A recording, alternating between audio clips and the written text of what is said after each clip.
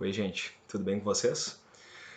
Então, eu resolvi experimentar gravar uma aula aqui de casa. Então, é possível que em algum momento vocês escutem algum ruído da rua, mas nada que impeça vocês de me ouvirem, eu acredito. E eu estava pensando agora que eu uso muito quadro e eu vou sentir um pouco falta de ilustrar alguma ideia no quadro, mas estou pensando em deixar slides para vocês sobre os conteúdos que a gente vai ver nessa aula aqui, que, aliás, é sobre o Marx e o Weber. Eu estou pensando em começar com o Weber, que, bom, é um dos três clássicos da sociologia, né? Que eu já comentei com vocês. Quem são os três clássicos? Os três clássicos da sociologia, os três autores que a gente pode considerar como os mais importantes, né? Seriam o Marx, o Durkheim e o Weber. O Durkheim foi o último autor que a gente viu em aula. Vocês lembram dos fatos sociais, da consciência individual e coletiva, toda a conceituação em torno dos fatos sociais, né? Que ele é coercitivo, externo e geral. A própria perspectiva dele do positivismo, né, de vir das ciências naturais, da física, da biologia, de considerar a sociedade como um organismo e algo externo e acima do indivíduo, algo que exerce é, pressões, influências, controla os indivíduos de certa forma, tá? Tô lembrando do Durkheim porque agora a gente vai entrar em Weber. E o Weber, ele tem uma perspectiva diferente. E aí é legal a gente diferenciar eles, né, corretamente. E é fácil. Como que vai ser? Bom, se para o Durkheim a sociedade é algo que, assim, algo acima dos indivíduos, ou de certa forma assim quase como que separada dos indivíduos, superior aos indivíduos, que produz os indivíduos, né, e os molda. Para o Weber, a perspectiva é o contrário. Ele parte do indivíduo para entender a sociedade e não da sociedade para entender o indivíduo, tá? Aliás, o Durkheim até meio que despreza essa dimensão do indivíduo, sabe? Ele fica só na sociedade mesmo. A compreensão dele de indivíduo vai ser da coletividade, do geral, tá? O Weber não. O Weber ele tem uma perspectiva mais liberal. E o que isso quer dizer? Os liberais eles colocam sempre o foco da análise, né, o objeto privilegiado de partida é o indivíduo. Então, assim, eu vou trazendo alguns conceitos do Weber, tá? Essa é a perspectiva dele. Eu vou trazendo alguns conceitos e a partir dos conceitos a gente vai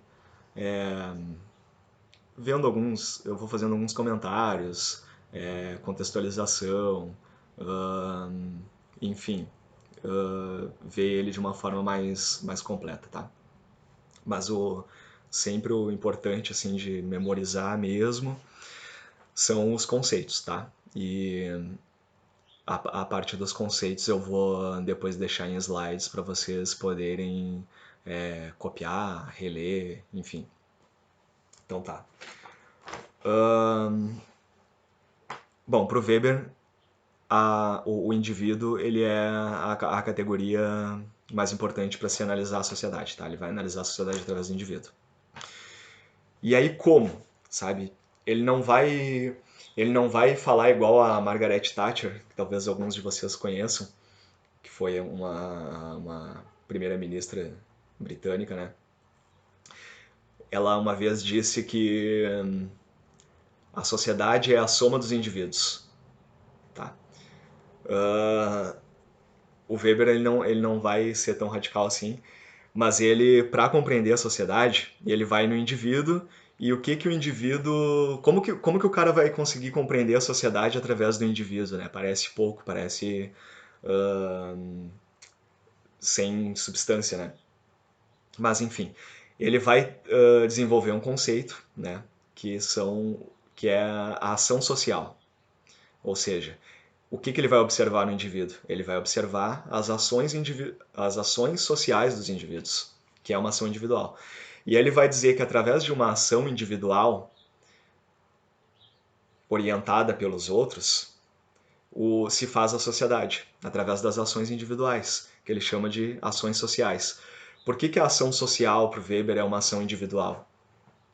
Porque, aliás, ela só é uma ação, a ação individual só é uma ação social quando ela é orientada pelos outros, ou pela expectativa que tu tem dos outros, sobre o que tu pensa que os outros vão pensarem, enfim. E aí a gente pode pensar, por exemplo, quando tu vota numa eleição, isso é uma ação social. Por que que a gente pode dizer que é uma ação social?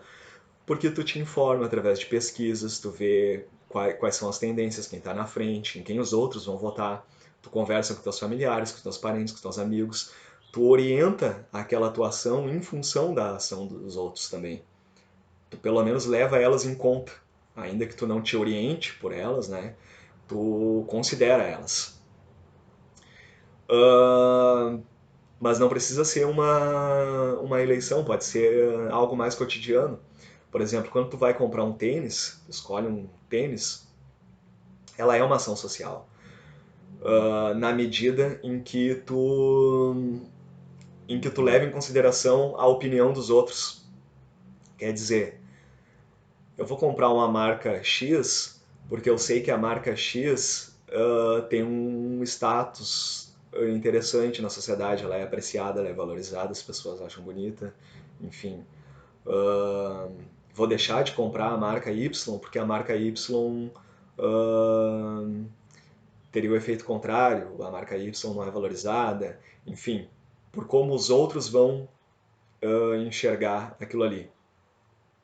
Então, uma coisa interessante de notar, com quase todos os sociólogos, né, ou pelo menos dois dos clássicos da sociologia, tanto Weber como Durkheim, eles desmoronam aquela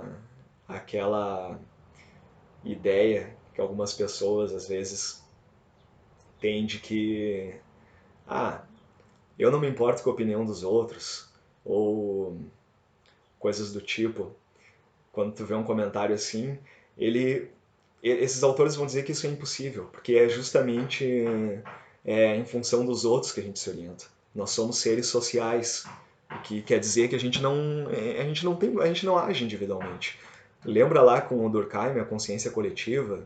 Eu usei o exemplo do Freud também. O Freud vai considerar que tu tem até uma instância na tua psique que serve justamente para absorver essas, essas, esse conjunto de normas e de, enfim, que a sociedade coloca em ti, sabe? Que os outros é a é o grande outro, sabe? Interiorizado em ti. Tu tá sempre levando ele em consideração.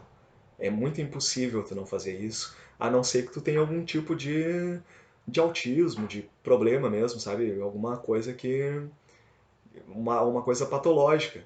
Porque o normal do ser humano, como ser social, é isso, é levar os outros em conta. Então tá, então pro Weber, uma ação social é isso, é toda ação que leva os outros em conta. O que vai resultar que quase toda atuação individual é uma ação social, porque em um nível ou outro tu tá levando os outros em consideração nas tuas ações, sabe? A não ser, por exemplo, num acidente. E aí lá na cartilha de vocês, e é bom que vocês acompanhem, né? Porque eu extraio dali os conceitos para comentar, mas ela tem. Inclusive são bem pequenas os tópicos desses autores, é cerca de 2 páginas cada, mas é um textinho completinho, né? Vai ajudar vocês a fazer um bom entendimento. Então tá, então pro Weber o foco está nas ações sociais. Vou pegar aqui minha folha e vou procurar mais comentários para vocês.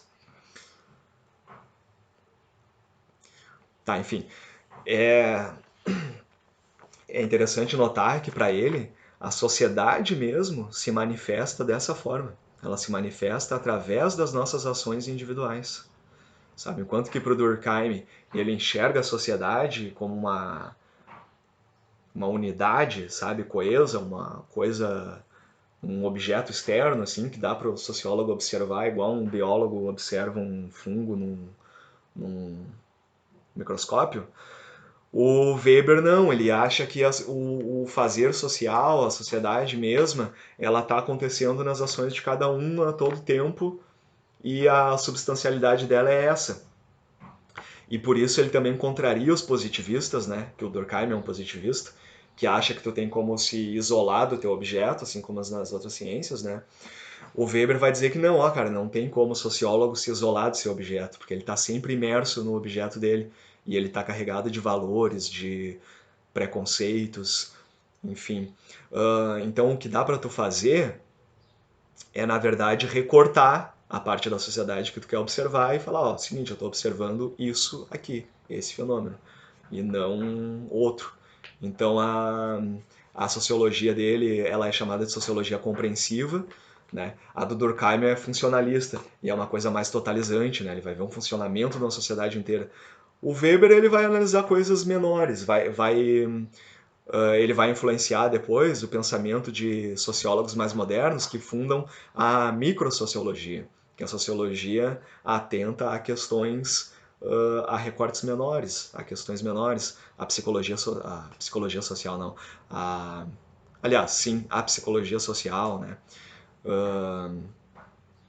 E a microsociologia, que tem muito a ver, que são coisas que acontecem em escalas menores, tá? Até mesmo na interação de um indivíduo com outro, ou em um único indivíduo. Sobre o método do Weber, já que eu parei para falar, ele vai apresentar um construto metodológico, né, muito conhecido nas ciências sociais, que são os tipos ideais. Né? Ele vai dizer que não tem como tu observar a sociedade por inteiro, tu tem que fazer um recorte do que tu quer observar, e dentro desse recorte, um recurso metodológico que o Weber apresenta e defende seriam esses tipos ideais. O que são os tipos ideais? Tipos ideais são uma espécie de generalização, são estereótipos que, claro, como toda generalização, como todo estereótipo, ele não vai dar conta daquela realidade integralmente, porque a realidade é mais diversa, é mais complexa do que uma generalização. Mas essa generalização, ela é metodologicamente útil, porque, por exemplo, ele cria um tipo ideal de pai de família. Aí o pai de família, para ele, é o cara que sai para trabalhar, volta, exerce uma função X, tais e tais papéis. Essa é a média do que tu pode entender por um pai de família numa sociedade. Então tu vai trabalhar com esse tipo ideal. É claro que vão existir pais de família que têm outro comportamento, outra dinâmica, mas é possível que tu estabeleça tipos ideais. Ou, por exemplo, um tipo ideal de um ladrão, tipo ideal de um jogador de alguma coisa. Enfim, ele vai fazer essa defesa dos tipos ideais para que tu possa, de alguma forma, operacionalizar os objetos que tu pretende numa pesquisa sociológica, sabe? Senão tu fica lidando com... Senão tu nunca vai ser capaz de assim abordar aquela realidade suficientemente, né? Tu nunca vai ser capaz. Com os tipos ideais ele reconhece que mesmo assim tu nunca vai ser capaz, mas é o que ele entende que dá para tu assim utilizar, sabe? é uma categoria útil. Ela não é perfeita, mas ela é útil do ponto de vista metodológico. Tá.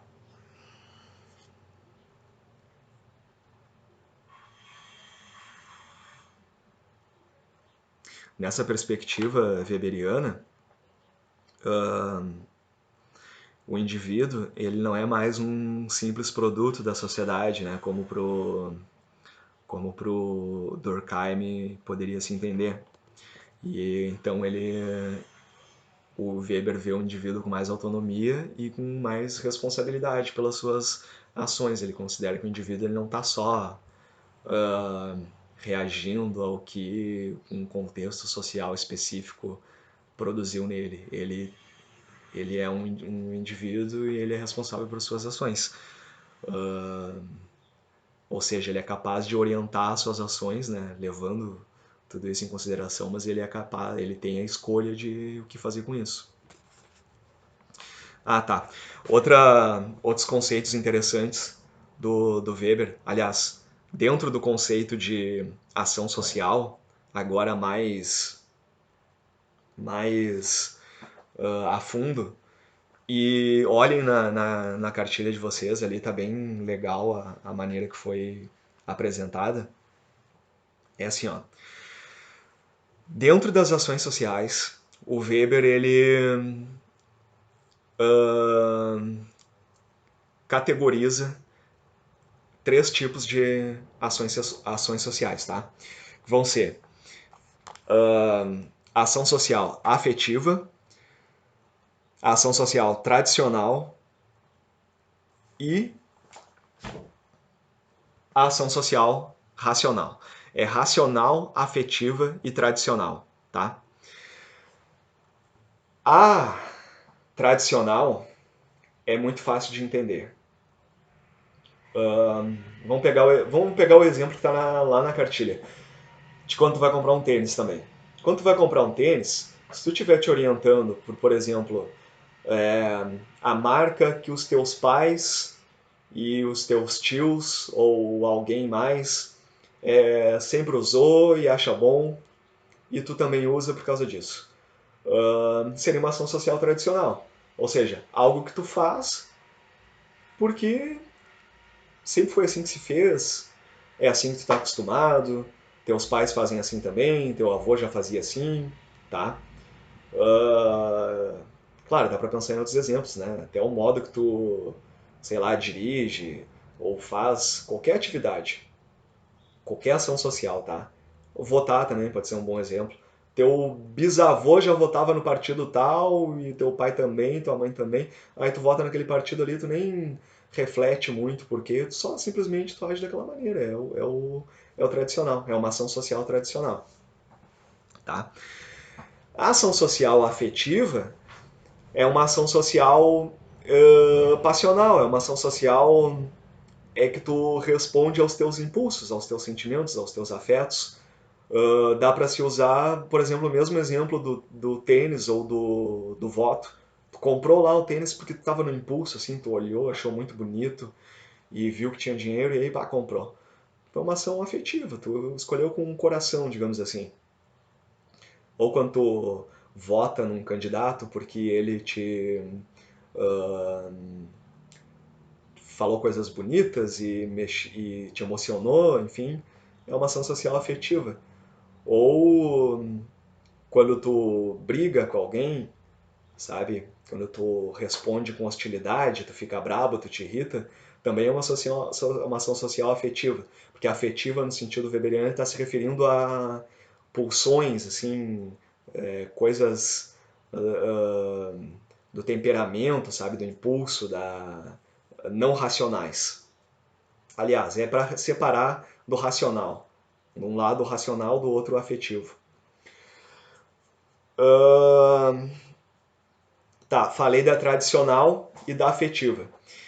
E deixei a ação social racional por último, porque a ação social racional ela pode ser dividida em duas, que são a ação racional relativa a fins, que é uma ação racional propriamente, né?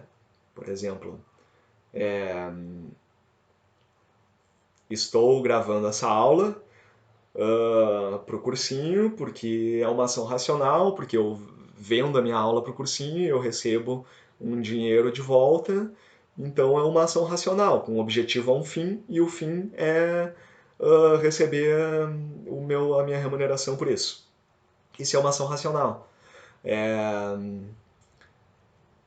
ou vamos voltar ao exemplo do voto. Votei no candidato A ou B ou X, porque o candidato A ou B ou X tem um discurso que me parece muito coerente e que eu acredito que através dessas práticas que ele defende, o país vai se desenvolver de fato, vai ser melhor para a minha classe e para a minha região. Então é uma ação racional com relação a fins, tá? Ou na escolha de um tênis. Eu comprei a marca A porque a marca A vai me entregar uma qualidade melhor, eu vou melhorar minha performance enquanto atleta lá no, no esporte que eu pratico. Então ela é uma ação racional com relação a fins. Então agora vamos diferenciar da ação racional com relação a valores. Uma ação, ela também pode ser racional, só que com relação a valores, por exemplo. Eu acredito que devemos viver numa sociedade que não, sei lá, eu acredito, eu vou usar um exemplo muito prático. Eu acredito que não se deva ensinar educação sexual nas escolas, porque é um valor meu lá, né? É um valor da minha igreja, sabe? Eu não gosto dessas coisas. Eu acho que tem que esse assunto não é para se falar com adolescentes. Isso é um valor meu. E aí eu vou lá e através de uma ação racional eu voto num cara que está falando que vai acabar com isso. Então ela é uma ação racional, só que o objetivo dela, o fim dela, é um valor, sabe? Eu estou defendendo um valor meu através de uma ação racional. Eu acho que uma coisa não é certa ou que é certa, e aí em sua defesa eu vou lá e ajo, tá? É uma ação que ela é racional, ela é refletida, ela é premeditada, e o fim dela é um valor, é valorativo. Não é um fim objetivo, um fim material, sabe? Como na ação racional. Se essas coisas estiverem ficando muito complicadas, quando a gente se encontrar de novo, espero que seja em breve, vocês me falem. Aliás, eu vou perguntar. E de qualquer forma, se vocês assistirem o vídeo e quiserem e ficarem pensando e pensarem, ah, mas como é que será que fica tal coisa? Tem o meu contato aí no ambiente virtual lá. Pode chamar que tranquilo, tá? Então tá. Sobre as ações sociais, acho que é isso. Aí para o Weber é interessante que são através dessas ações individuais que levam em consideração, né, os demais indivíduos, que uma sociedade é colocada em movimento, é assim que ela se manifesta.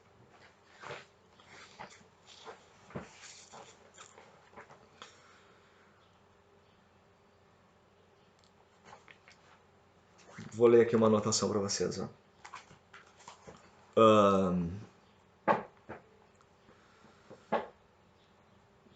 Bem, bem sintética do que seria uma ação social, tá? Cada indivíduo, para o Weber, age levado por uma razão ou motivo, o que significa dizer que as regras sociais só se tornam regras ao serem admitidas pelo membro de uma sociedade sob forma de motivação, que seria uma adesão íntima do indivíduo, né? E que a sociedade só pode ser compreendida a partir das ações individuais que tentam estabelecer algum tipo de relação e comunicação com outras pessoas. Ou seja, a sociedade só pode ser compreendida por Weber através das ações individuais que estabelecem uma relação com as outras pessoas ou com o todo social. A essa ação que o indivíduo pratica orientando-se pela ação dos outros, Weber denomina ação social.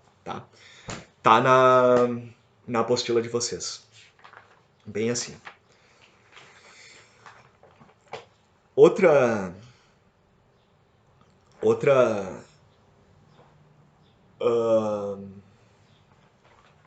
trabalho interessante, um dos mais importantes do Weber, é sobre a ética protestante e o espírito do capitalismo. Não é uma obra que ele desenvolva conceitos propriamente, mas a gente tem que comentar alguma coisa sobre ela, porque é recorrente em Enem, é recorrente em vestibular, eu já vi questões sobre ela mais de uma vez, né? Então só vou procurar aqui se ainda tem mais alguma coisa antes disso e a gente vai para a ética protestante.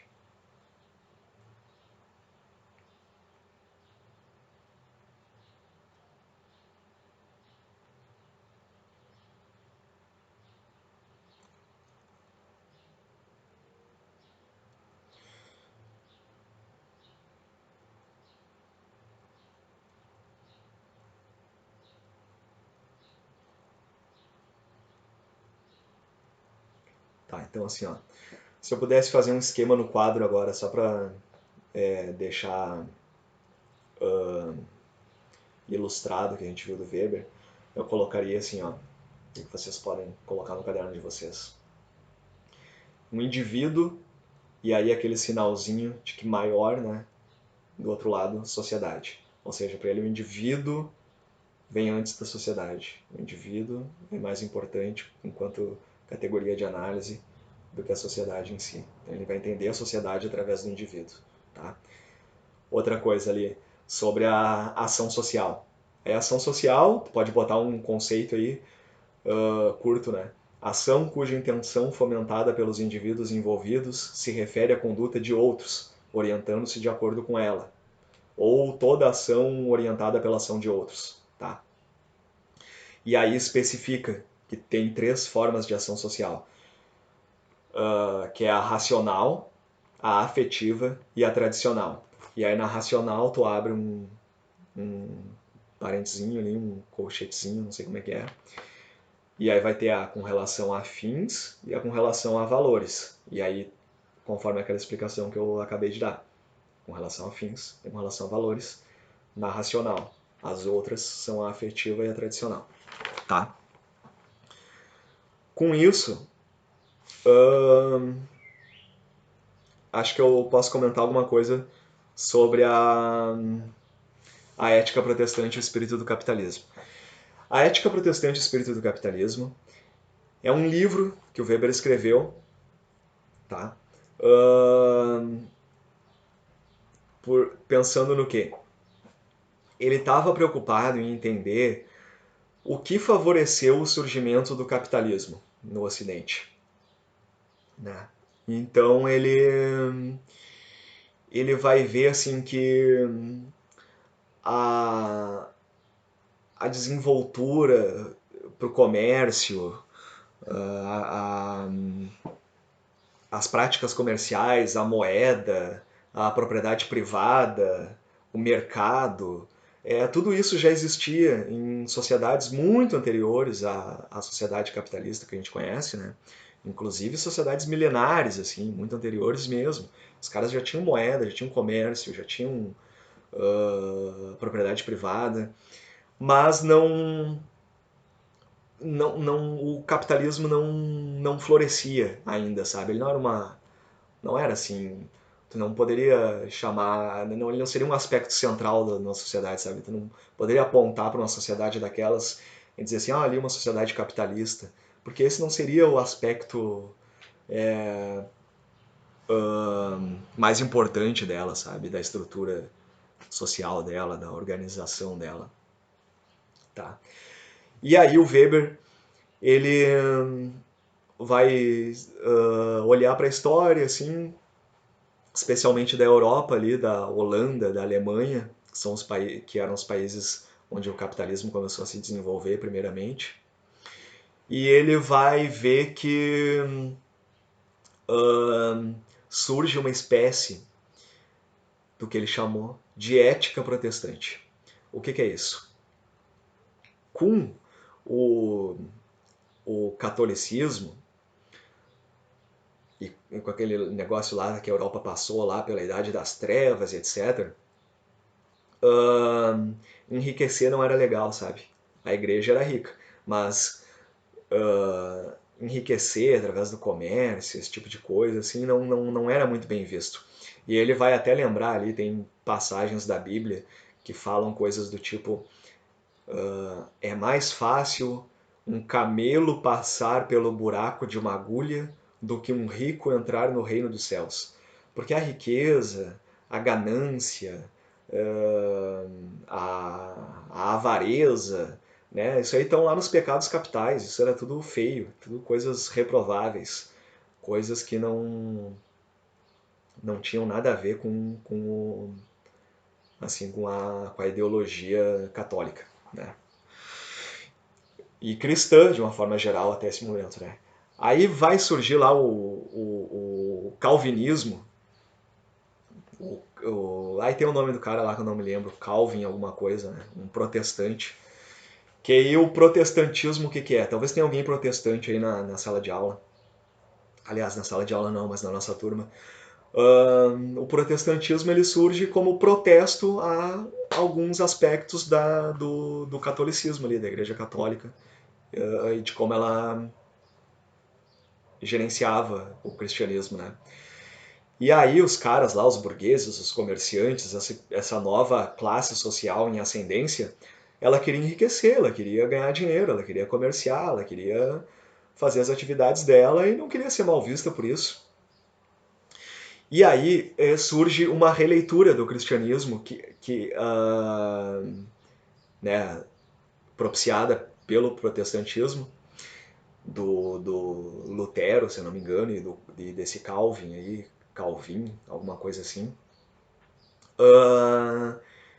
que vai surgir com umas ideias novas até então. E bem antagônicas a esse negócio de não poder enriquecer, enfim. Que os protestantistas vão formular?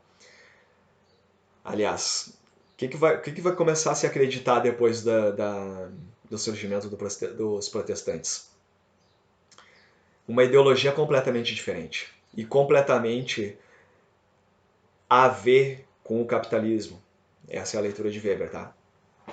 Para o protestantismo, ao contrário lá dos caras que achavam que um rico não poderia entrar no reino dos céus, eles acham que quanto mais tu trabalha e enriquece e prospera na tua vida material, mundana, terrena, isso é um sinal claro de que tu é um dos eleitos, né? Eles usam o termo eleitos. Eleito para quê? Para o reino dos céus. Então, o cara que. Aí os protestantes têm lá umas frases, edificai sobre o reino, não sei o quê, que é construir. Eles estão falando do mundo material, eles estão falando trabalha, constrói, progride, que isso é o melhor sinal que tu tem de que tu foi um eleito e que tu vai ir para o reino dos céus.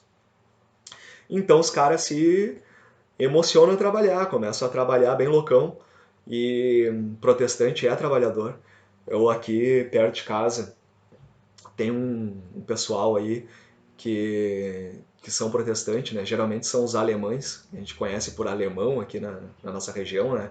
Não são necessariamente alemães da Alemanha, mas esse pessoal que a gente chama de alemão aqui, né? Aqui na Santa Marta tem bastante. Os caras são muito trabalhadores, meu. Eles me acordam de manhã aqui batendo um martelo e serrando madeira, sabe? E de noite já escureceu e eles estão ali ainda, porque eles vivem sobre essa ética protestante e eles não gastam. Para eles a avareza, aqueles negócios que era feio lá, para eles não, para eles o bonito é tu só te arrebentar trabalhando e não gastar em nada, só acumular e ficar velho e olhar para o que tu conquistou assim, sabe? Ah, construir uma casa bem grande, sabe? Deixei meus filhos tudo bem, sabe? Mas tu não... Deus o livre, tu comer um troço melhor assim um dia, não, tem que economizar sempre. É mais ou menos essa a, a minha leitura particular e contemporânea da ética protestante aqui no meu dia a dia. Mas pro Weber é mais ou menos isso aí também. Os caras vão né, ter contato com essa crítica do cristianismo, do catolicismo ali, e vão se invocar a trabalhar bem louco, e vão enriquecer bastante mesmo, vão formar uma nova classe social bem proeminente. E o que é importante para o Weber, tá? Talvez eu tenha enrolado demais aqui. Que ele vai dizer que o que propiciou o desenvolvimento do capitalismo como nunca antes na história foi justamente essa ética protestante, que para ele é o espírito do capitalismo. Ou seja, o capitalismo já existia enquanto forma social, já existia materialmente relações capitalistas, mas ele faltava para ele esse espírito dos caras achar que não é legal mesmo é trabalhar igual um cavalo o dia todo e não gastar em nada, ser econômico e trabalhador e trabalhar até morrer, sabe? Então isso aí anima as pessoas a trabalhar, né? Vou trabalhar até morrer, vou desprezar minha vida mundana, não quero prazer nenhum. Os caras são contra o prazer carnal, contra o prazer mundano. Por que eles acreditam? Que se eles trabalhar as ganhas, eles mostrar que eles são o maior trabalhador do mundo, eles vão ir pro reino dos céus. A única prova que eles têm de que eles vão pro reino dos céus é essa, é através do trabalho. Então eles trabalham pra caramba, aí eles vão pro reino dos céus e essa é a recompensa deles, é ir pro reino dos céus. Aí lá sim eles vão ter todos os gostos e prazeres, enfim, todas as promessas religiosas, né? Então a ética protestante, o espírito do capitalismo, ela envolve uma supervalorização do trabalho, um desprezo da vida, dos prazeres ordinários, dos prazeres mundanos, dos prazeres da vida física. E para o Weber, ele é o espírito do capitalismo. Ela é o que possibilitou que o capitalismo florescesse dessa forma que a gente conhece hoje, que ele é a, a característica mais essencial da nossa sociedade, é o capitalismo. Se a gente falar, se tu for caracterizar a nossa sociedade, tu vai começar dizendo que ela é capitalista. Vivemos em uma sociedade capitalista, e aí depois tu fala outras coisas, mas capitalista é uma característica essencial da sociedade. E ela só se tornou característica essencial das sociedades ocidentais, sempre identificado por Weber, né, a partir do momento que o protestantismo floresce na Europa. Então os caras, com essa ideologia, né, com essa religião, eles começam a construir um mundo material e a trabalhar como nunca antes na história, tá? Isso é o que vocês têm que compreender sobre a ética protestante e o espírito do capitalismo. O que eu falei aqui agora são comentários gerais e mastigadíssimos de um livro inteiro, tá? Então existe um livro sobre isso, né? Isso aqui eu entreguei para vocês mastigadinho, as ideias do livro. Mas além do... Vocês não precisam ler o livro, mas se vocês googlarem aí ou procurarem na internet alguma coisa sobre a ética protestante e espírito do capitalismo, vocês vão achar materiais muito bons. Enfim, olhem a apostila também, tá? Que eu não vou... Eu tomei algumas anotações aqui, mas eu acabo comentando elas, aí se eu ler vai ficar repetitivo, tá? Então vocês leiam. Leiam devagarinho aí, prestem atenção. E eu ainda não botei no YouTube algo sobre Weber, mas sempre tem, sempre tem. Inclusive tem professores, às vezes lá, mini aulas sobre isso. Enfim, aconselho que dê uma olhada, tá? Weber é um autor que geralmente as pessoas têm dificuldade de entender, porque o objeto dele é uma coisa que não se define muito bem, sabe? Diferente do Durkheim, que ele tá falando de uma coisa ali, tu imagina certinho aquela coisa. O Weber não, são coisas mais fugazes, sabe? são ações, né? São coisas que escapam, né? Então tá, eu acho que com isso eu fecho o Weber aqui, depois eu faço uns slides e entrego para vocês, tá? Anexo aqui nessa aula aqui. E o segundo autor que eu tenho planejado aqui é o Marx, tá? Acho que eu comecei ao contrário, acho que na apostila de vocês vai ter Marx e depois Weber. Ou Weber e depois Marx. Aí tá certo.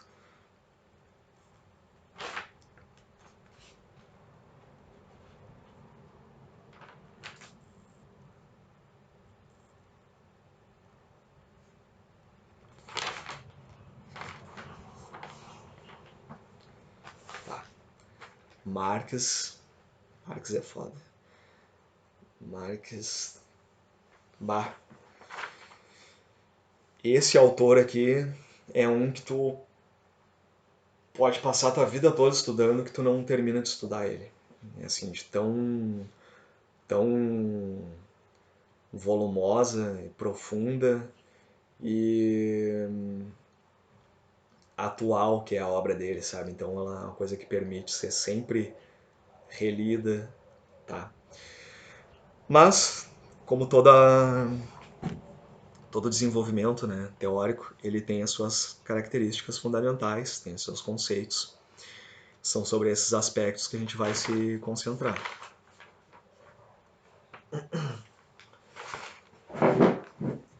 Vamos ver aqui por onde eu começo.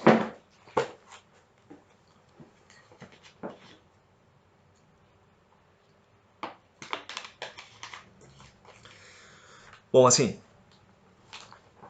o Marx, a primeira coisa que a gente tem que ter claro dele é que ele é um filósofo do trabalho. O, o objeto do Marx é o mundo do trabalho, sabe? Ele é um cara que quase todas as teorias dele são sobre trabalho, ou envolvem trabalho, ou categorias em torno das relações de trabalho, sabe? Porque para ele, o trabalho é a característica mais humana que existe, é o que diferencia o ser humano dos outros animais, propriamente. E aí a gente pode falar, mas tem animais que trabalham, né? A abelha trabalha, a formiga trabalha. E se tu domesticar um cavalo, tu bota ele a trabalhar para ti também, mas ali já é uma coisa forçada, né? Só que naturalmente tem animais que trabalham, né? Aí um exemplo lá tá a abelha. E aí o Marx usa, né, inclusive o exemplo da abelha, para diferenciar o trabalho humano do trabalho dos animais.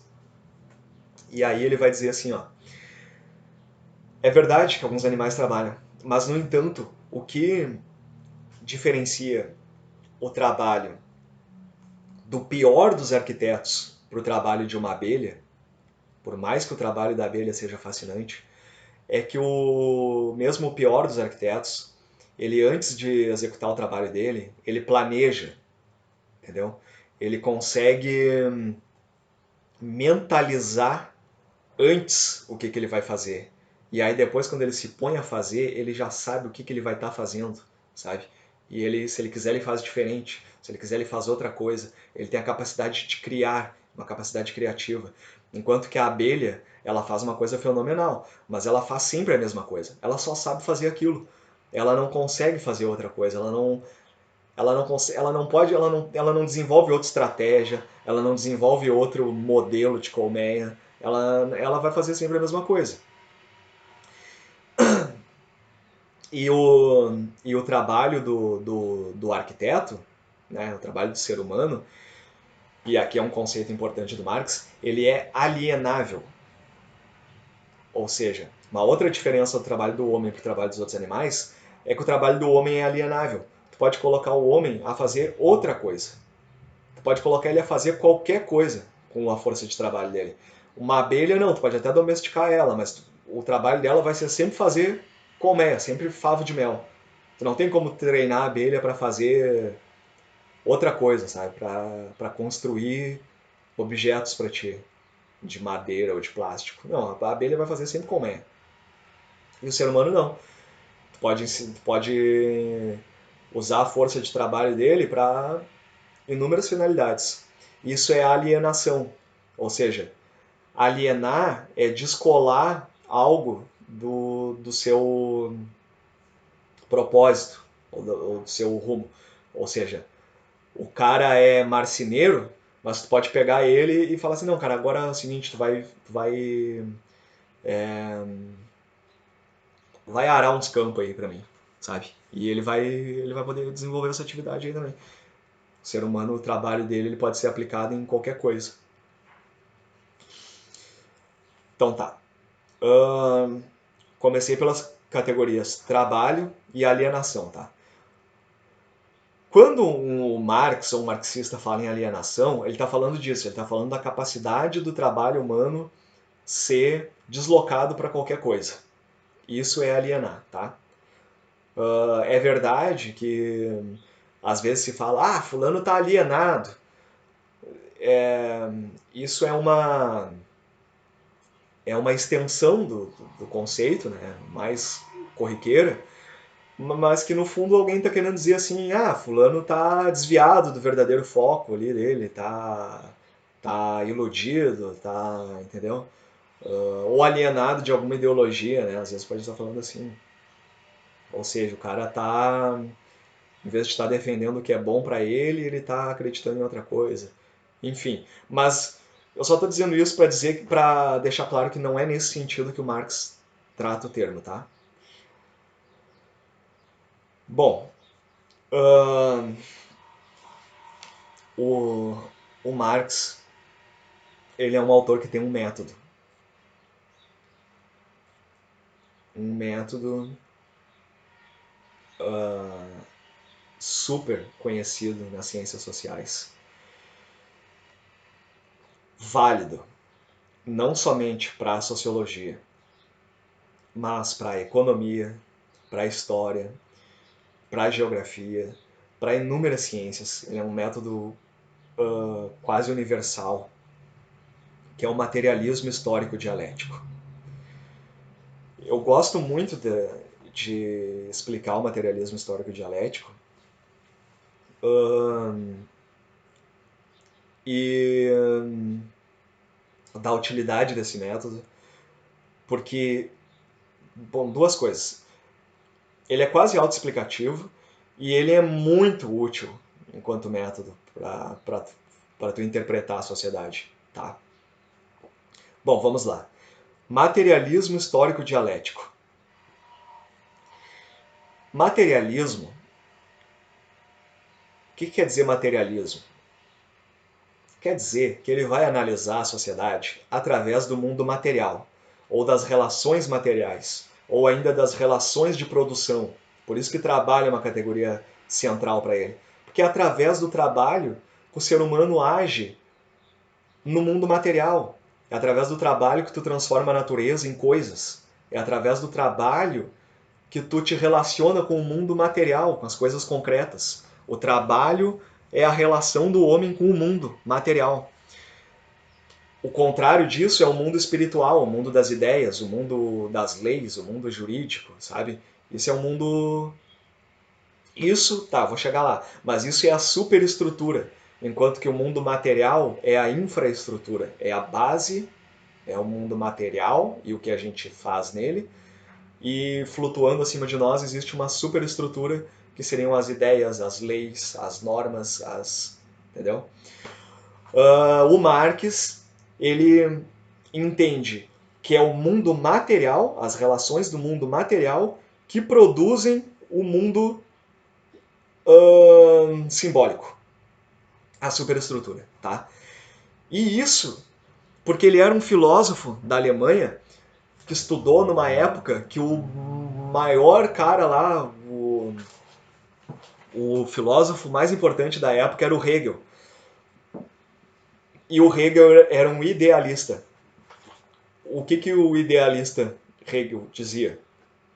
Que o mundo material, que as nossas vidas materiais, elas eram organizadas de acordo com o mundo das ideias. Ou seja, os homens pensariam a sociedade e, através dessas formulações, se produziria a vida social. E o Marx, ele faz lá o doutorado dele em filosofia, né, sobre Hegel, inclusive fazia parte de grupos de estudo lá dos jovens hegelianos. E ele chega no momento que ele fala assim, bah, não, mas é muito legal isso aí, mas tá invertido. Ele acha que o certo, ele acha que o correto, como as coisas se dão mesmo, é que, na verdade, é o mundo material, a forma que os seres humanos se organizam materialmente é que cria o mundo das ideias. Vamos tentar explicar isso. É como a sociedade se organiza nas relações de trabalho, de produção, né? Que através disso vão se formular as ideias. Por isso as ideias, para Marx, as ideias preponderantes numa época são sempre as ideias da classe dominante. Porque se no mundo material a gente está organizado em proletários e capitalistas, ou seja, em quem tem a propriedade dos meios de produção e quem vende a sua força de trabalho apenas, é óbvio que quem tem a propriedade dos meios de produção tem mais influência sobre o mundo das ideias e formula essas ideias, e as leis vão atender os interesses desses caras em relação aos trabalhadores que não têm nada.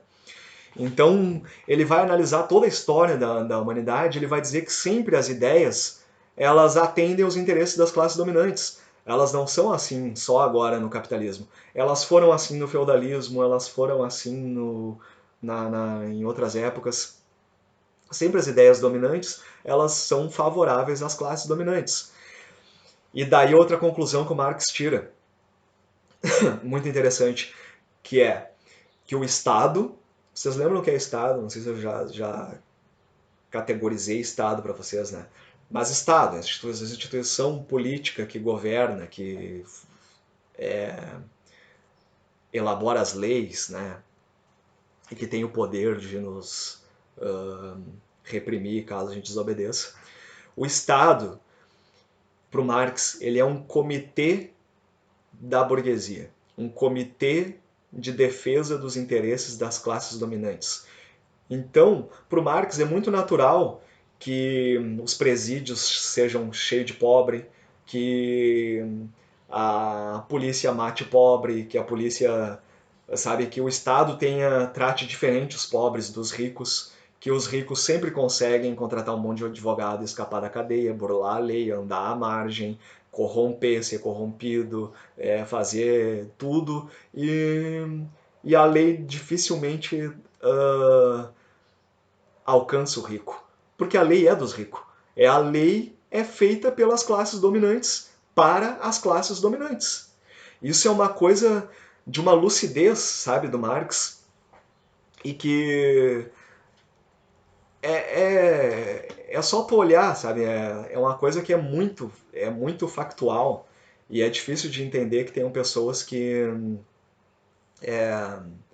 acham, inclusive nas ciências humanas, acham que podem é, passar indiferentes ao Marx ou rejeitar Marx sem ler Marx, porque o Marx ele ele se coloca assim quase que é um autor que tu não tem como passar à margem dele, sabe? Porque ele é um crítico do capitalismo, ele é um autor que ele trabalha justamente.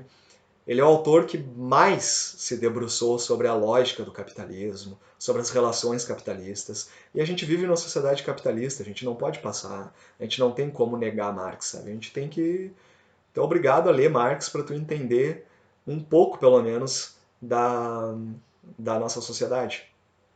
Tá? E é por isso que ele é um autor muito importante em diversas áreas, especialmente na economia, porque ele é um economista, na filosofia, porque ele também é filósofo, e na história, porque o método dele é o materialismo histórico dialético, né? Eu já vou explicar por que é histórico, né? Estou recém explicando por que ele é materialista. e nas ciências sociais em geral, tá? Então tá. Ele é materialista por causa disso, porque para ele existe assim, um predomínio, né, do mundo material sobre o mundo das ideias. É o mundo material que produz o mundo das ideias, ok? E não o contrário, como se acreditava antes, que as ideias produziam o mundo. Não, para o Marx não tem essa. Para o Marx o que importa é a vida material, a prática mesmo. E aí para ele é esse mundo material, esse sim que vai produzir as ideias. Então isso é o materialismo, tá? Só que esse materialismo é histórico dialético.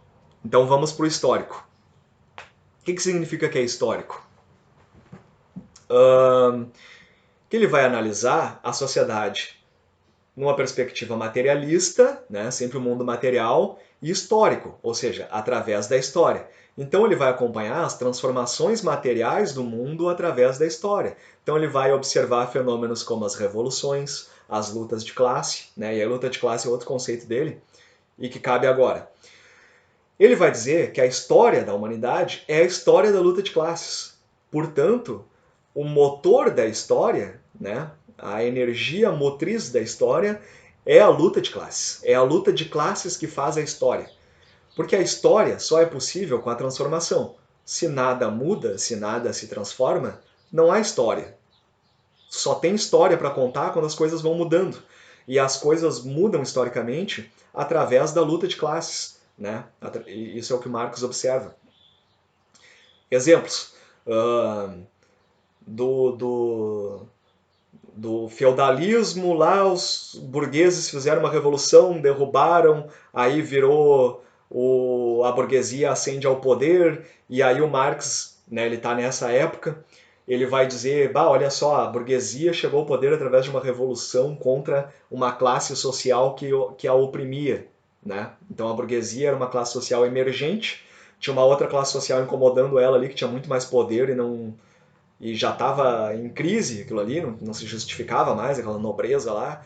E aí os burgueses fazem uma revolução, aí eles se tornam a classe social dominante, e aí todo o Estado, toda a nossa noção jurídica, todas as leis, tudo que orienta a nossa sociedade hoje, foi fundada pelos burgueses. É a ideologia burguesa materializada no mundo das ideias. É a ideologia burguesa, né, que é uma coisa material, colocada no mundo das ideias para, por sua vez, reger o mundo material de novo, para dar ordem ao mundo material. Os caras, né, emergiram enquanto classe no plano material, aí eles falaram, agora a ideia que vale é essa. Aí botaram lá a ideia deles, e aí eles querem agora que essa ideia seja a ideia, e é, né, a ideia que rege o mundo material, tá? O Estado, o direito, as leis, tudo são o Estado, o direito, as leis dessa classe, porque é ela que os levou a esse posto, tá? E aí o Marx ele vai dizer que só que com isso tu cria outras contradições de classe. Sempre existiram contradições de classe, né? Senhor e escravo, plebeu e patrício, nobre e burguês, não sei quem e não sei quem mais, sabe? E agora é capitalista e proletário. E aí o Marx vai dizer que o proletariado, os trabalhadores, né, eles são a nova classe emergente. Porque o proletariado, o proletário, o trabalhador, ele é quem tudo produz. O capitalista ele é proprietário no meio de produção, mas quem trabalha e transforma a natureza e produz as coisas é a classe trabalhadora, que por sua vez não é proprietária de nada, ela só trabalha, ela não é dona de nada, entendeu? Então, isso vai criar uma tensão, sabe? Vai criar uma tensão, a classe trabalhadora vai começar a pensar, bah, mas eu só trabalho e eu não tenho nada. Então, o Marx ele observa essa tensão já lá no século XIX e ele fala, olha só, rapaz, de acordo com, a, com o materialismo histórico dialético, essa nova classe emergente aqui é o proletariado, ele vai fazer uma revolução também, vai tirar o burguês desse posto e vai assumir o comando. E aí vai se criar uma nova ideologia, um novo Estado, novas leis, novos princípios, que é o que o Marx, né, chamaria de comunismo. Né? Então, para ele, o comunismo ele chegaria assim: as classes trabalhadoras derrubariam as classes proprietárias e aí se instalaria uma ditadura proletária, né, que por um tempo organizaria toda a sociedade em função dos proletários, né, porque eles seriam a classe dominante dessa forma. Então eles sempre... outra coisa. Por que ele está falando de ditadura do proletariado? Porque para ele, sempre, qualquer governo, qualquer estado é sempre uma ditadura de alguém. E é sempre uma ditadura da classe dominante. Então, numa perspectiva marxista, a gente vive hoje uma ditadura da burguesia, das classes dominantes, que é a classe capitalista, né? Mais modernamente, a gente poderia dizer que a gente está vivendo uma ditadura financeira, uma ditadura dos bancos. O Marx ele não chegou a viver essa... Na época dele, o capitalismo era o capitalismo industrial. Hoje a gente vive a proeminência de um capitalismo financeiro. Ou seja, os bancos são mais importantes que a indústria, sabe? Então, é isso, tá? O Marx ele vai dizer que o proletário ele vai chegar no poder, aí a gente vai viver a ditadura do proletariado, a sociedade vai se reorganizar, até que chegue no ápice desse processo, que para ele o proletariado é a última classe existente, assim, que é a ela cabe a missão de acabar com as classes, porque ela é muito oprimida, assim, e simplificou agora, né? Só tem duas classes, né? Só tem os capitalistas e proletários. Então, quando o proletário chegar no poder, chegou a maioria mesmo assim, ele acaba com as contradições de classe. E aí o resultado disso é o comunismo. É uma sociedade sem classes.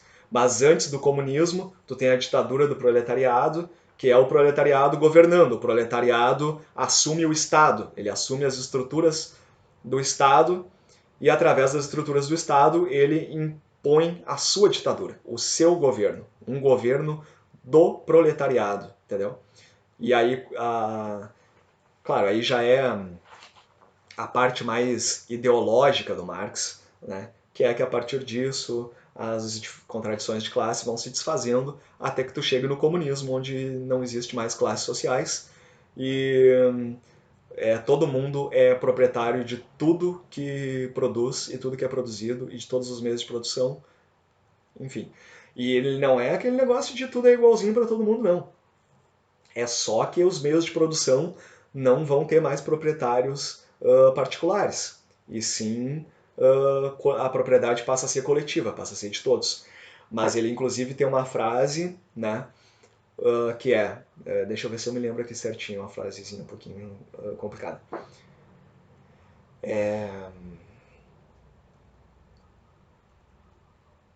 É de cada um conforme sua capacidade e a cada um conforme sua necessidade. Ou ao contrário, ou assim, a cada um conforme sua necessidade, de cada um conforme sua capacidade.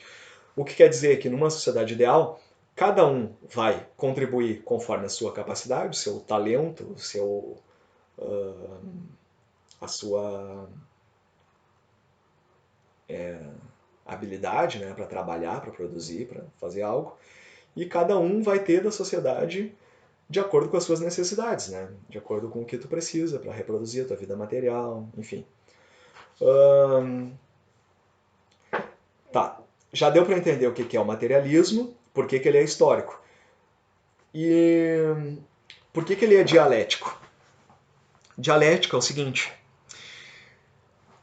lembra esse negócio aqui de que uma dada estrutura material, ela produz uma estrutura no mundo das ideias, e essa estrutura das ideias, ela alimenta essa estrutura material, isso vai acontecendo através da linha da história. Isso aí explica parcialmente o que é o processo dialético, tá? Vamos agora abordar isso melhor. Em termos hegelianos mesmo, porque isso aí o Marx pega do Hegel, que é o filósofo que ele lê e se doutora nesse cara aí, enfim. é o seguinte: na lógica dialética, tu tem uma tese, né? Aí essa tese, ela gera uma antítese, né? Uma antitese, toda tese vai gerar uma antítese, e o conflito entre essa tese e essa antítese gera uma síntese, que é algo novo, resultado do conflito entre a tese e a antítese. Então a síntese ela é sempre melhor que a tese e que a antítese, porque ela já é o resultado do contato entre as duas. Como Marx é materialista e histórico, ele vai usar esse esquema numa perspectiva materialista. Então, por exemplo, o feudalismo, né, no mundo material, a organização material, as relações de trabalho, a maneira como o mundo se organizava na lógica feudalista, é a tese. Aí surge uma classe social ali que é a burguesia e ela contesta essa tese. Aí a burguesia ela se constitui como a antítese do feudalismo. Então tu tem tese e antítese. Aí elas entram em conflito e isso resulta em uma síntese, que é a sociedade burguesa. Tá? Então, essa sociedade burguesa, por sua vez, né, ela já é a síntese de outras. Mas essa síntese ela vai produzir novas contradições. Ela também vai ter uma antítese, que na perspectiva materialista do Marx é o proletário, o proletariado. E aí o proletariado vai essas contradições, esses conflitos vão se acirrando, vão se intensificando e vai haver uma luta de classes e essa luta de classes vai resultar numa outra síntese. E para o Marx é assim que a história se desenvolve, através da luta de classes como categoria central, como motor da história e numa concepção, num entendimento dialético de tese, antítese, síntese. Tese, antítese, síntese. E essa tese, essa antítese e essa síntese, tu analisa elas primeiramente, né, numa perspectiva material, porque ela é a mais importante, mas a gente não pode nunca esquecer que sempre esse mundo material ele cria um mundo das ideias. Ele vai criar ideias que vão ser as ideias dominantes daquela época. Ele vai criar leis que vai organizar a estrutura jurídica daquela época. Ele vai criar um estado organizado para atender os interesses da classe dominante daquela época, né? Então tudo que a gente tem hoje como normal em se tratando de leis, de normas, de valores, isso, na verdade não existe um certo e um errado, né, nisso. Nenhum normal e um anormal. Isso é só reflexo da ideologia de uma classe dominante, que é a classe dominante burguesa, que chega lá ao poder com as ideias de liberdade, igualdade e fraternidade na Revolução Francesa. Por isso que a gente cultiva como valores a igualdade e a fraternidade. Porque essa é a ideologia burguesa, é a ideologia de quem está no poder hoje. Mas já existe uma antítese para isso. E a antítese é o próprio marxismo. Né?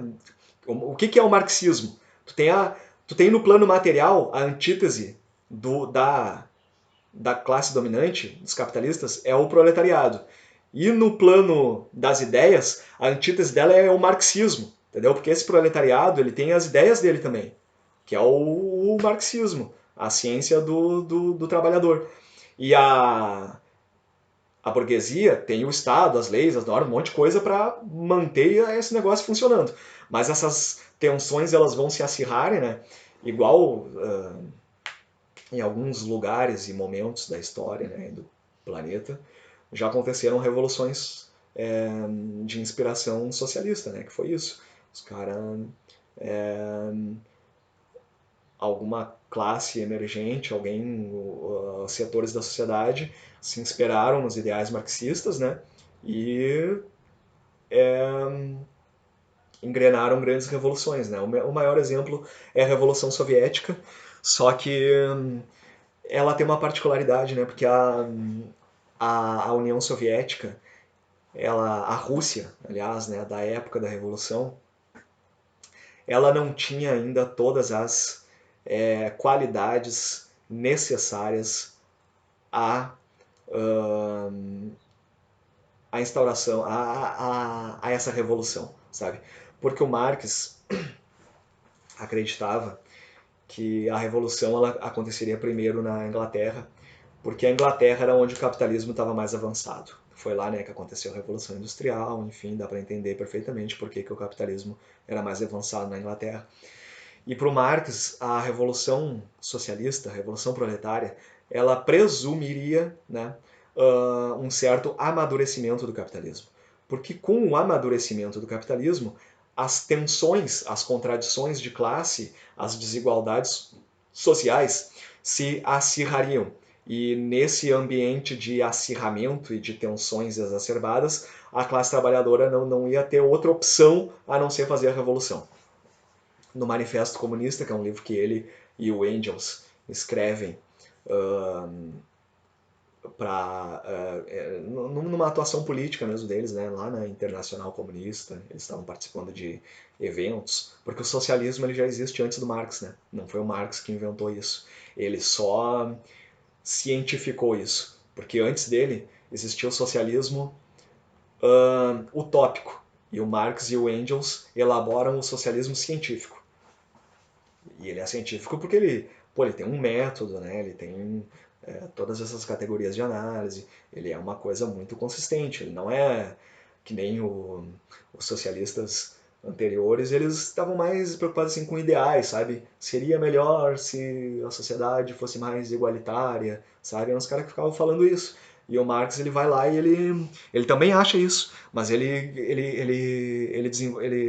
elabora uma ciência, ele e o Engels, não dá para esquecer o Engels, eles desenvolvem uma ciência com esses pressupostos, sabe? Então tá. Então esse é o materialismo histórico dialético, que é o método marxista de análise social. É o método que Marx elabora, né, para interpretar a sociedade, as suas relações materiais e o mundo das ideias, que é produzido pelas relações materiais e que se amarra numa lógica dialética, né? De mundo material, ideias, novo mundo material, ideias, novo mundo material, ideias, e vai caminhando assim. Então tá. Até tomar uma água aqui. O materialismo histórico dialético é uma coisa extremamente instrumental. A partir do momento que vocês dominam esse método, vocês se qualificam a, a compreender, a interpretar, né, alguns dos fenômenos sociais mais elementares e mais importantes das nossas vidas, das nossas sociedades, né? Especialmente no que se refere a trabalho, a capitalismo, a classes sociais, e que é como o mundo se organiza hoje, né? Por mais que... E o marxismo, ele é tão perigoso à ordem estabelecida, que é a ordem burguesa, que é ainda um tema meio proibidão, sim. Não se fala muito em marxismo. É uma coisa assim que as classes que estão no controle da sociedade, elas têm um medo que se pela mesmo no marxismo. A todo momento são criados projetos de lei que tentam impedir marxismo nas escolas, que tenta tirar o Marx dos componentes curriculares. As próprias tendências assim ideológicas que a gente vê na mídia, na televisão, nos comerciais, nas redes sociais, né, que são promovidas e até por empresas, canais que querem fazer papelzinho social, se fazer de bonzinho, é sempre coisas que não colocam em xeque as estruturas sociais do capitalismo, que não questionam essas contradições.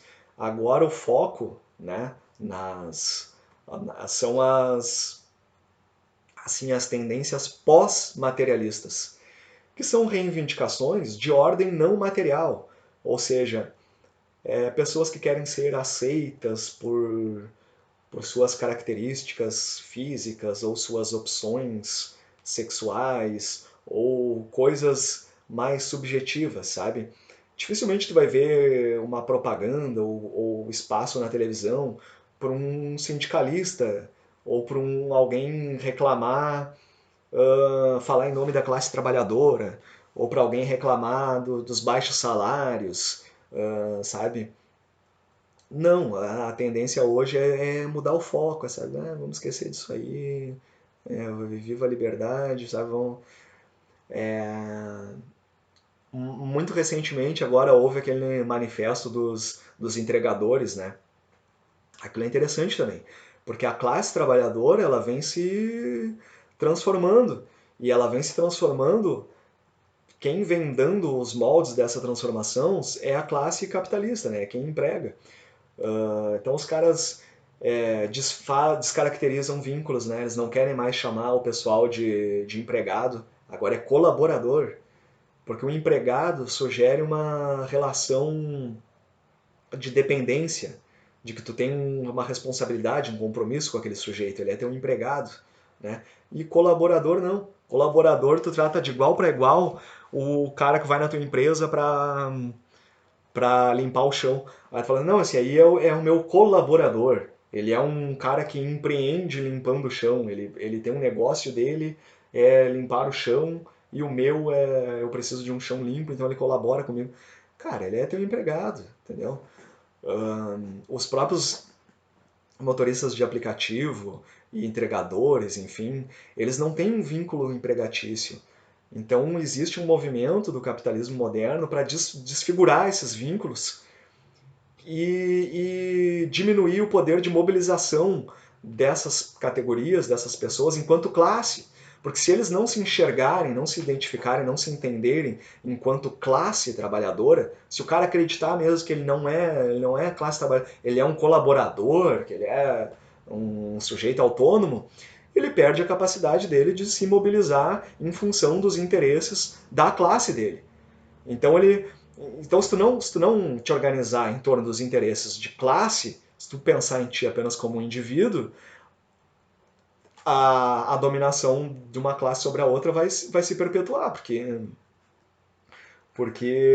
tu não vai individualmente, como os caras queriam lá, vocês lembram nos últimos projetos de leis lá de flexibilização trabalhista, que o empregado negocie individualmente com o patrão, com o empregador, o seu salário, suas férias, seu feriado. Cara, que poder tu vai ter de negociar individualmente? Teu patrão fala assim, não, então assim, é o seguinte, eu vou querer que tu trabalhe sábado e domingo, não vai ter direito a nada, eu te pago quando quero, e se tu não quiser, tu vem outro.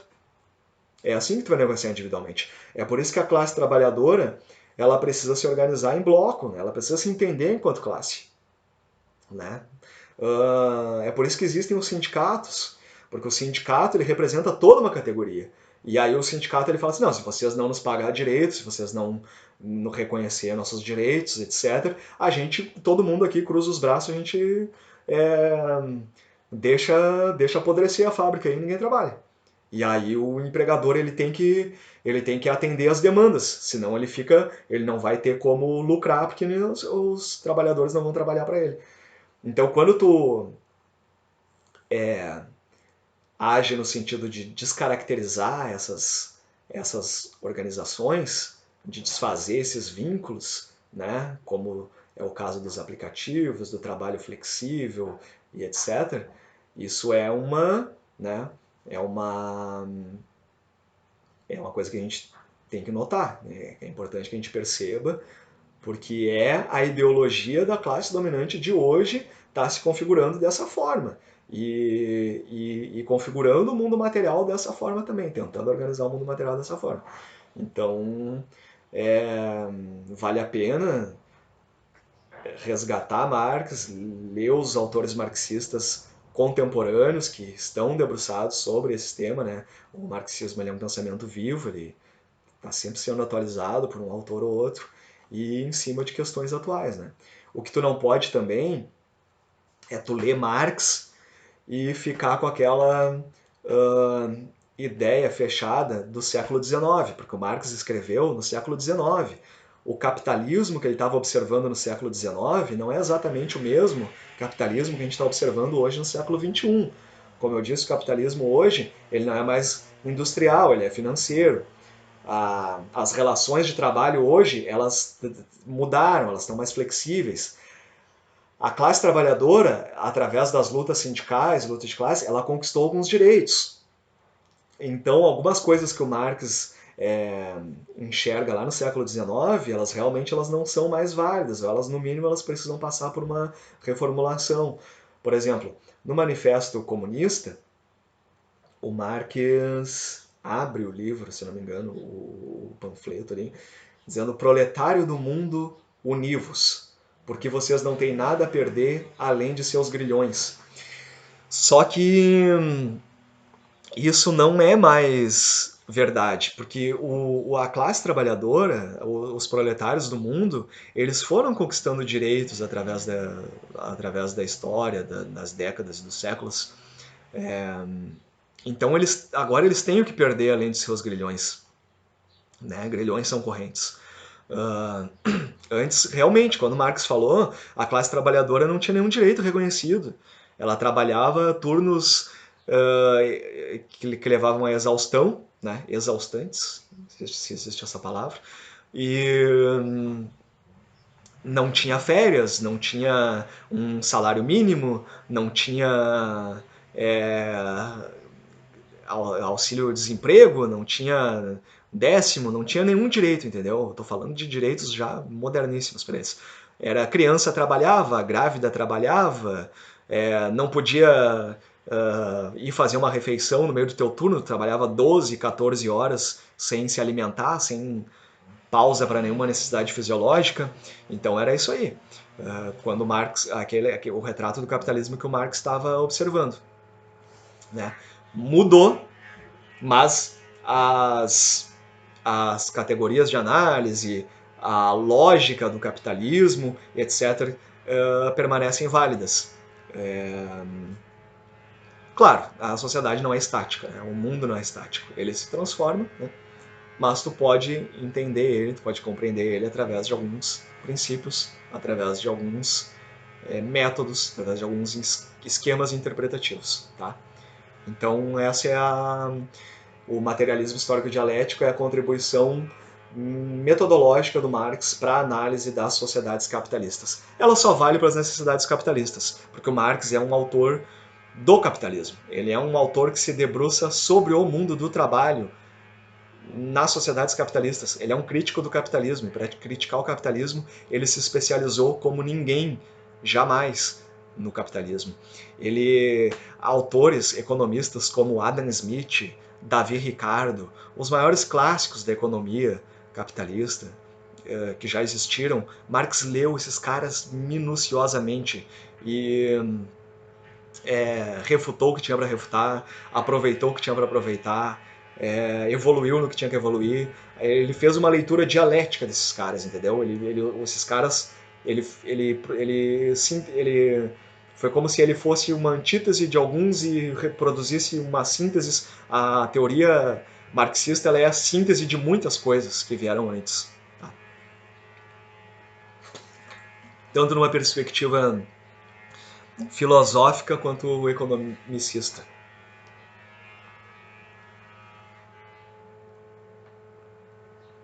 E falando em economia, né, uma outra teoria importante, muito relevante do Marx, é a teoria do valor do trabalho.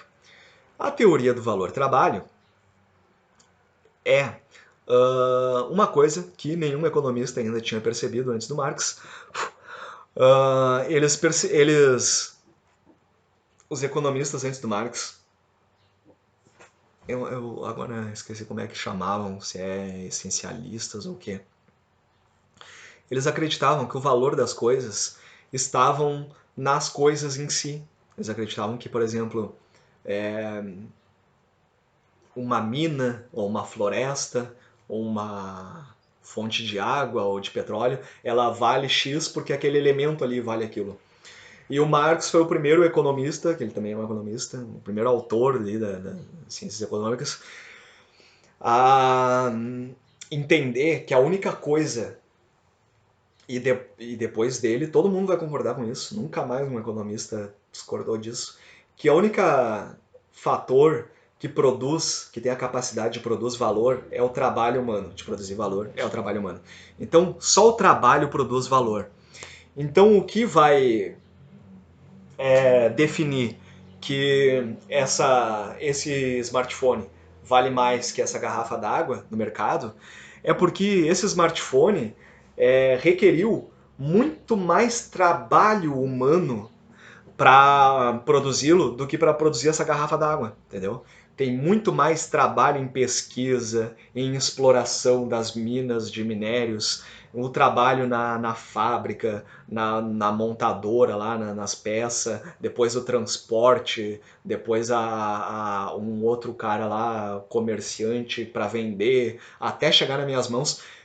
Milhares de pessoas trabalharam nisso. Tem muito trabalho social aplicado aqui nisso aqui. Então é o trabalho que tem nele, que está aqui dentro, encerrado aqui, materializado nisso, o trabalho humano que está materializado nisso, é o que define o preço dele.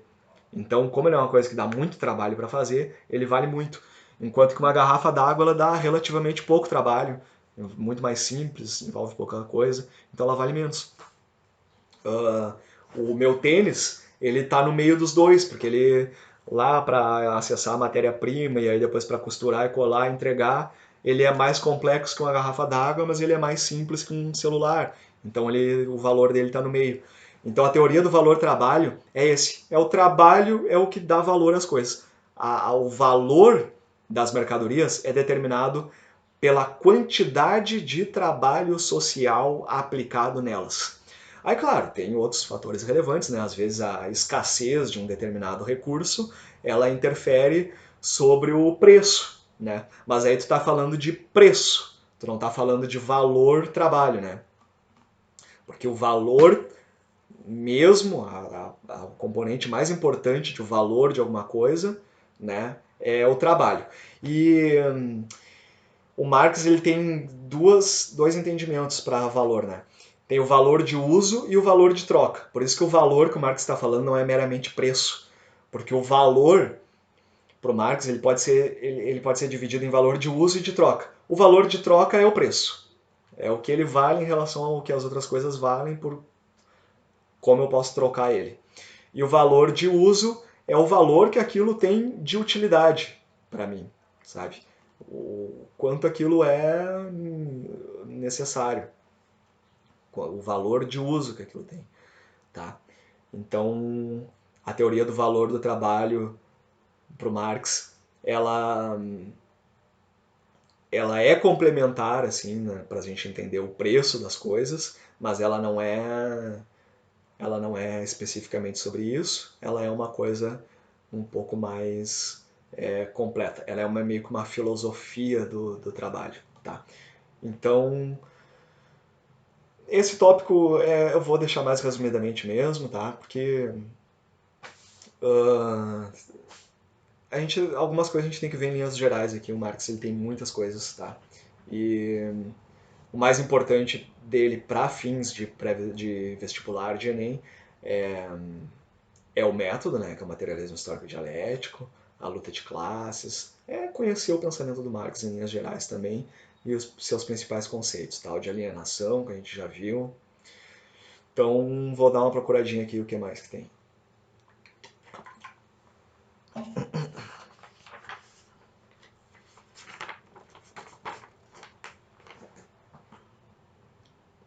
Ah, tá. Tem um outro. Tem, tem uma teoria do Marx que eu também acho interessante, né? Que é sobre. Tem a ver com emprego, desemprego, só tem a ver com o uso do potencial produtivo de uma determinada economia, ou o uso da força de trabalho potencial de uma determinada economia, né? Ah, que é o seguinte, para o Marx, e isso também explica muito bem uma dimensão da nossa realidade, tá? Como que o Marx vai explicar o fenômeno do desemprego? Em toda sociedade capitalista tem desemprego. Nos Estados Unidos tem, na União Europeia toda tem, no Brasil tem, na Argentina tem. Tem desemprego em todas as sociedades. Não seria interessante para um país que tivesse todo mundo empregado, todo mundo produzido, todo mundo que pode produzir, tivesse produzindo riquezas para essa sociedade ser mais rica, para esse país ser mais rico, para esse país produzir mais e ganhar mais e todo mundo ter mais? Não seria interessante? Então por que existe o desemprego? Né? O Marx ele tem um conceito que ele chama de exército industrial de reserva. Para o Marx, nas economias capitalistas, é desejável, é mesmo necessário que existam sempre uma margem de desemprego, uma margem de desempregados, que o Marx vai chamar de exército industrial de reserva, porque para o Marx isso tem uma função dentro do próprio capitalismo, dentro da própria lógica do capitalismo. Qual seria essa função? Bom, muito simples. Se não existisse desemprego, eu ia procurar um emprego e aí o meu empregador ia falar assim: bah, que bom, mais um aqui para trabalhar para mim, para produzir para mim, para me dar lucro. Seguinte, tu vai ganhar R$ 1.500 por mês para trabalhar 8 horas por dia. E aí eu ia falar assim: bah, pois é, não. Mas é que, na verdade, eu tava precisando assim, ó, de uns R$ 3.000 por mês. Né, as minhas necessidades, eu tô com um plano aí de trocar de carro e viajar para não sei para onde. Eu quero. Eu trabalho para ti, mas é R$ 3.000 por mês. Ali ele ia ter que ele ia pensar assim, bah, mas 3.000, se eu tiver que pagar 3.000 para esse, eu vou ter que, os outros vão querer receber 3.000 também.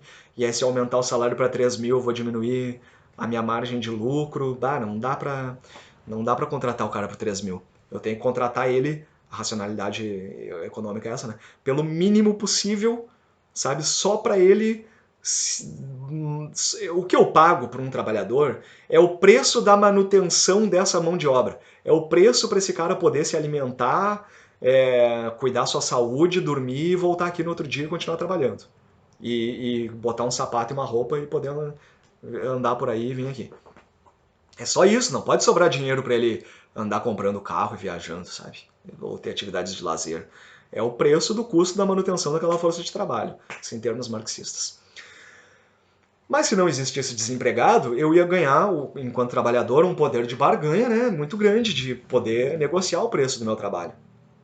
Então, o Exército Industrial de Reserva, ele teria essa função, que é a de impedir que alguém possa cobrar o que acha justo pelo seu trabalho. Porque enquanto tiverem desempregados, enquanto tiver um exército industrial de reserva à disposição, querendo aquele emprego, porque eles estão morrendo de fome ali na calçada, eu tenho que aceitar trabalhar por 1.500. Eu tenho que aceitar trabalhar até por menos. Se o cara falar assim, seguinte, cara, vamos supor assim, no tempo do Marx mesmo, que não tinha nenhum direito, não tinha salário mínimo. O cara fala, seguinte, vai trabalhar aí pra mim um dia todo aí por um sanduíche e um suco. Aí eu ia ter que, pois é, né, então tá. Eu ia ter que aceitar o sanduíche e o suco, porque senão eu ia viver aquele dia sem um sanduíche e um suco. Eu ia ter que ficar ali na calçada dormindo. Então é isso. O exército industrial de reserva, os desempregados, para o Marx, ele tem uma função dentro do capitalismo que é pressionar quem está empregado a trabalhar por baixos preços. Se não fosse o exército industrial de reserva, quem está empregado poderia exigir melhor remuneração, né? Então é necessário a todo sistema capitalista manter uma certa parcela da população desempregada, porque essa certa parcela da população pressiona os que estão empregados a trabalhar por um pouco preço, porque senão tem um ali moribundo ali, já morrendo de fome ali, que trabalha até por um sanduíche, entendeu? Então é isso, é uma lógica perversa, né? É uma lógica que o Marx identifica no funcionamento das economias capitalistas. Todas elas mantêm planejadamente um exército industrial de reserva. Se não, né, quem é que não vai não vai pensar que seria bem melhor que tivesse todo mundo empregado, né, para uma economia num país, né? Bem melhor se tivesse todo mundo empregado. Mas tem que ter os desempregados porque é assim que funciona. Por isso que o Marx é um crítico do capitalismo, né? Ele começa a observar essas coisas e ele fica putaço.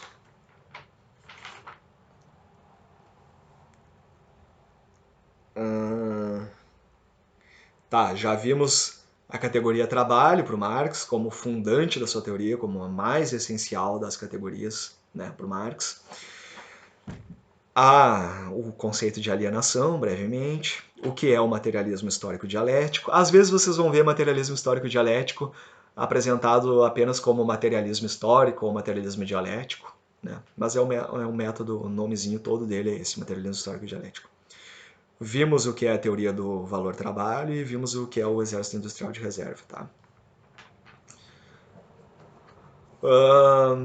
A questão da infraestrutura e da superestrutura, eu tinha anotado diferente aqui, não sei se eu deixei claro, tá? Mas a infraestrutura se refere às formas de produção, ao mundo do trabalho, ao mundo material, a forma que a sociedade se organiza e produz e interage com a natureza, com o mundo material propriamente, né? E produz a sua realidade. Inclusive é legal essa perspectiva dialética na realidade material, né? A gente vive um processo dialético com a natureza. Quer dizer, o homem atua sobre a natureza, né? Ele vai lá, extrai os seus recursos, e aí ele produz casas, cidades, construções, navios, e aí ele altera o mundo material. Ele altera a natureza. Antes tinha uma selva, agora tem uma cidade. Então o homem se urbaniza, ele cria outra cultura, ele cria um mundo, a superestrutura também vira outra, né? O mundo das ideias ele também cria outros, né? Ele já não é mais um selvagem, ele agora ele tem umas outras ideias. E aí a própria transformação dele, ele transformou a natureza em outra coisa. E aí vivendo nessa outra coisa, ele se transforma também.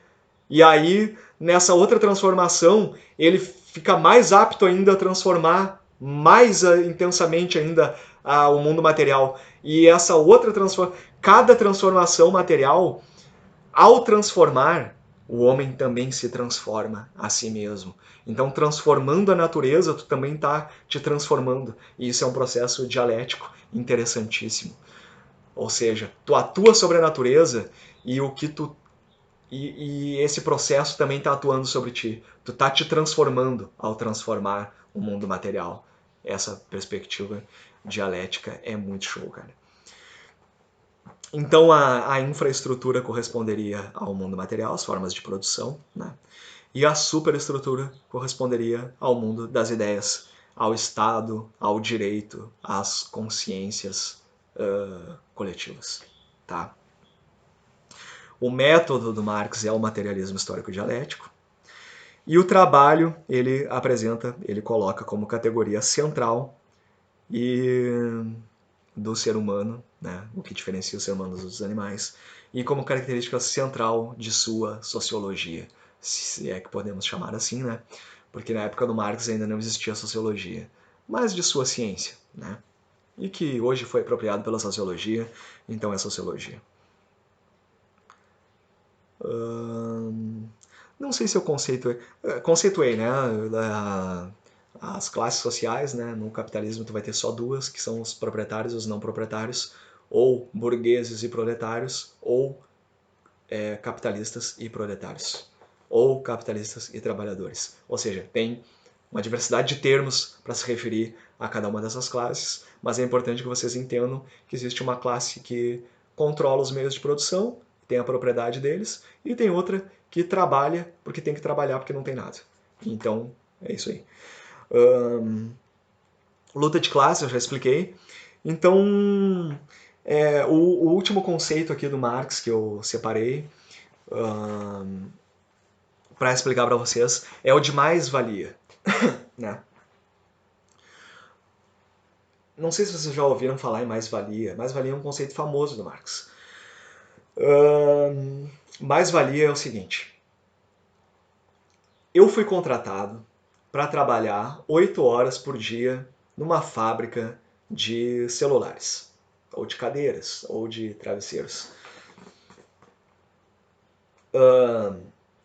Tá. por essas 8 horas por dia trabalhadas, eu vou receber R$ 40. R$ 40 por dia para trabalhar 8 horas por dia. Que é aí mais ou menos uma média aí de um salário mínimo. Só que, se tu fizer uma conta lá da fábrica lá de cadeira,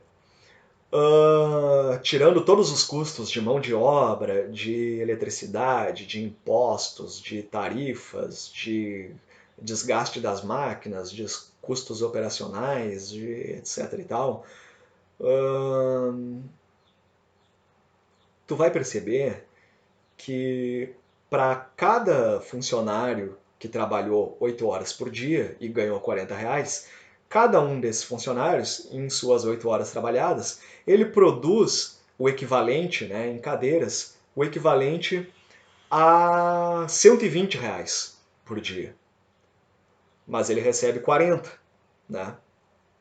Então, os outros 80, né? Os outros 80 vão ser o lucro do capitalista e que, por sua vez, vai se apropriar privadamente desse lucro. Vai ficar com R$ 80 e vai me dar 40. Só que ele não vai ficar só com 80, né, cara? Senão, coitado, né?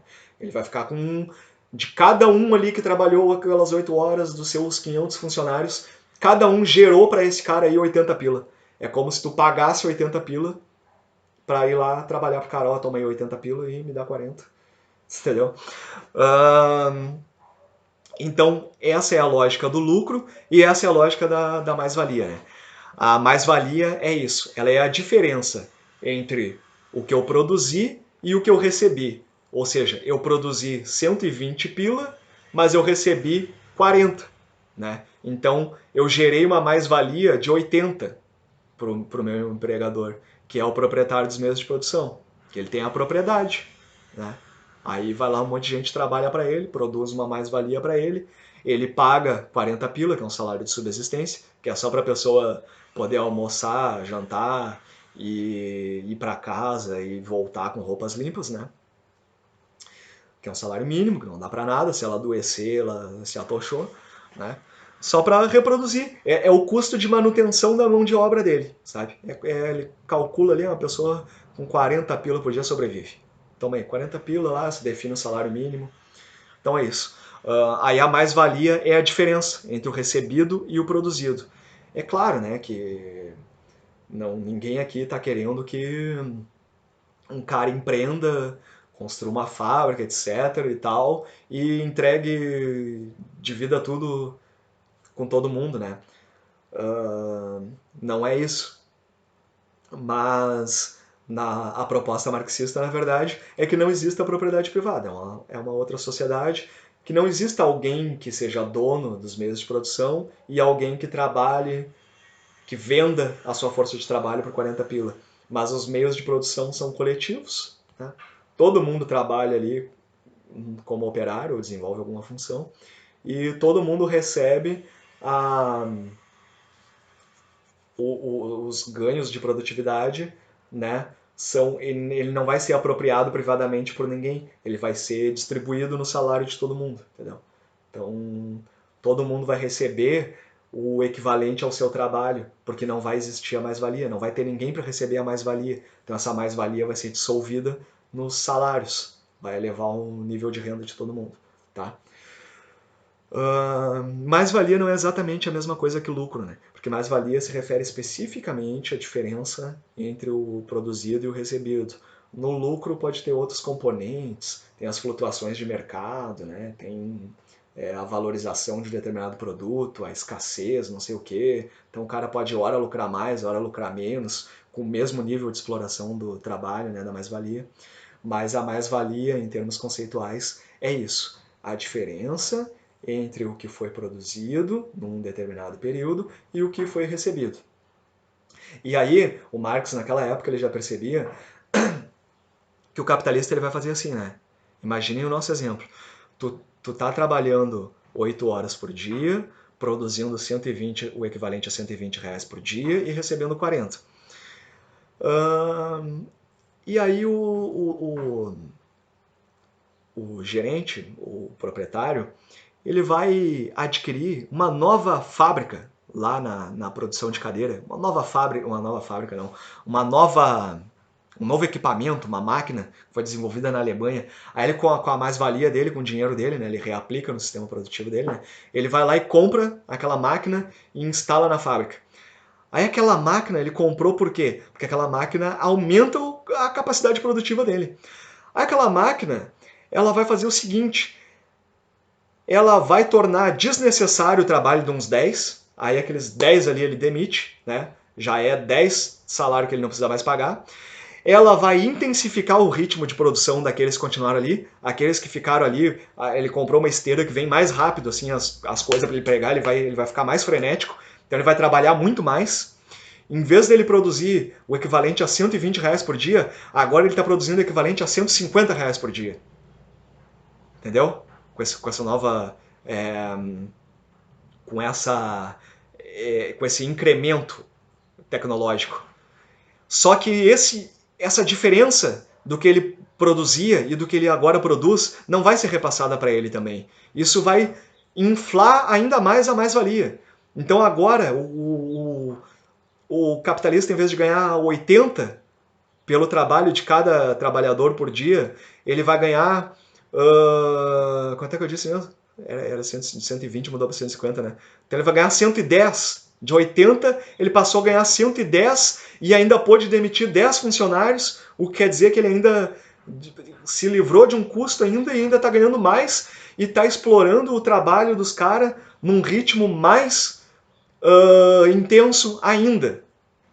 E isso é problemático, porque a tendência do capitalismo é essa: é cada vez mais gerar mais desemprego com os incrementos tecnológicos, aumentar a intensidade da exploração do trabalho e aumentar o lucro de uma pessoa só, que é o proprietário, né? Então é problemático porque o Marx ele observou essa tendência já lá no século XIX. Essa tendência se concretizou e vem se concretizando e continua se provando e cada vez num ritmo mais intenso, porque a gente cada vez consegue inovar tecnologicamente de formas mais intensas e mais revolucionárias. E isso se reflete nas relações de trabalho o tempo todo, né? Então a gente está vivendo uma época de desemprego, de incrementação tecnológica, de aumento da exploração do trabalho. E outra coisa interessante é quando um marxista está falando exploração do trabalho, é, isso não é um juízo de valor, tá? Não é uma coisa assim, coitadinho, está sendo explorado. Não é assim. Isso é um termo econômico. Em economia, tu fala assim, exploração de um recurso, exploração de uma floresta, exploração de uma mina, exploração do trabalho. Exploração, sabe? É uma exploração econômica, uma atividade econômica que tenha um objeto que ela explore para produzir bens e lucro, né? É uma relação de exploração econômica. Então o Marx ele traz esse conceito para o mundo do trabalho, né? Para as relações de trabalho. Ele vai falar a exploração do trabalho.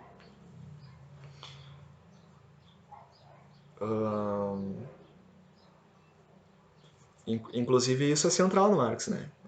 As formas de exploração do trabalho, como que o trabalho é explorado em cada sociedade ao longo das transformações, né? Então é isso aí. Vimos os principais conceitos.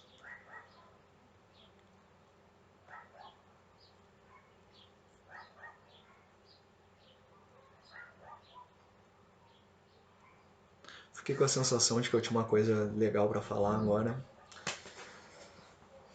e me escapou.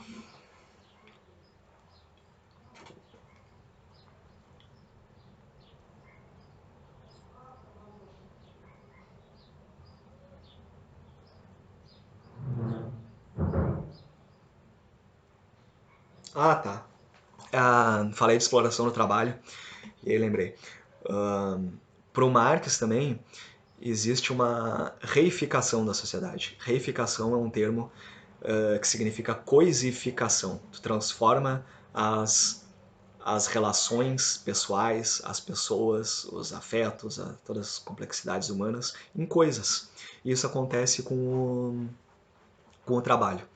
O trabalho, que antes era uma atividade criativa, era através do trabalho que o homem se expressa no mundo, através do teu trabalho que tu te diferencia dos outros, porque cada um tem um trabalho, outro pode ser um artista, o outro é um cara que faz casas. Então, é através do trabalho que tu te expressa materialmente. O trabalho é a expressão material do homem e é a expressão material de uma dada sociedade. O Marx é um filósofo do trabalho, ele tem assim considerações geniais acerca da categoria trabalho. E ele identifica que no capitalismo o trabalho é coisificado, ele vira uma coisa, ele vira um produto, ele vira uma mercadoria, porque o capitalismo ele transforma tudo em mercadoria. Tudo no capitalismo vira uma mercadoria, não é mesmo? Não é tudo uma mercadoria? Até as relações pessoais, a gente pode fazer uma reflexão e pensar se elas não estão virando mercadorias, né? Tu pega, por exemplo, agora você tem aplicativos de encontro, não sei o que eles listam as pessoas como mercadorias, aí tu seleciona ali a que tu quer, é como se estivesse passando numa prateleira. Então, o capitalismo, ele tem a filosofia da mercadoria, sabe? A ideologia burguesa é centrada na mercadoria. E ela transformou ela transformou o trabalho também numa mercadoria. Então o trabalho ele passa a ser visto e operacionalizado e tratado como uma mercadoria no mundo capitalista. Ou seja, os caras, quando tu vai lá trabalhar lá na fábrica de cadeira, o cara tá comprando o teu trabalho, ele tá comprando a tua força de trabalho como se ela fosse uma mercadoria. Então naquelas 8 horas por dia, tu vendeu a tua mercadoria, que o que é a tua mercadoria? O teu trabalho, tu não tem nada, né? O teu trabalho é a tua mercadoria. Tu vendeu ela pelo preço de R$ 40 por aquele tempo determinado. Pode ser 8 horas, ou 10, ou 5. Né? Então, o trabalho, isso é inédito, ele é visto como uma mercadoria no capitalismo. Então, tu vai lá, tu tem essa mercadoria. A classe trabalhadora ela tem uma mercadoria que é o trabalho. Ela vai lá e vende ela, e aí durante aquele tempo que ela vendeu, o teu trabalho não é teu, o teu trabalho tu tem que fazer o que o cara que comprou ele te mandar fazer. Aliás, ele comprou teu trabalho, ele tá pagando, tu tem que fazer o que ele mandar. É a mercadoria que tu está vendendo. Então é essencial para o capitalismo funcionar que o trabalho seja visto como uma mercadoria. Percebam que no sistema escravista o trabalho não era mercadoria, ele era gratuito, ele era o próprio ser humano era a propriedade do cara, né? Então aquele ser humano podia ser feito o que quisesse dele, aplicado do jeito que quisesse. Não, ele não era uma mercadoria porque ele não era pago por isso, né?